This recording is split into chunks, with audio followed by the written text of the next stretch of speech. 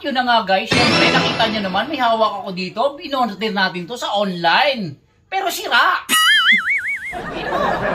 Oh, Anong apps yun? Black App. Alam nyo na yun.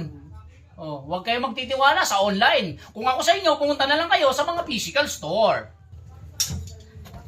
Itong in-order ko, imbis makatulong, naging basura. Magkano yan? Asar. At ito pa. Pero natutuwa naman ako dahil pwede natin gawin pamprito ng manok. Paano to? Ang gagawin At dyan? ito naman, pwede nating ihawan. Nang sa ganun, may silbi ang pagbili natin ito sa online. Ayan, chopstick. At kung ikaw ay makikipag-date, pwede mong gawing chopstick at lalagay mo sa buhok ng girlfriend mo. Ano pang hinihintay nyo? Punta na kayo dito sa tindahan ni Katoda para sabay-sabay tayong magreklamo.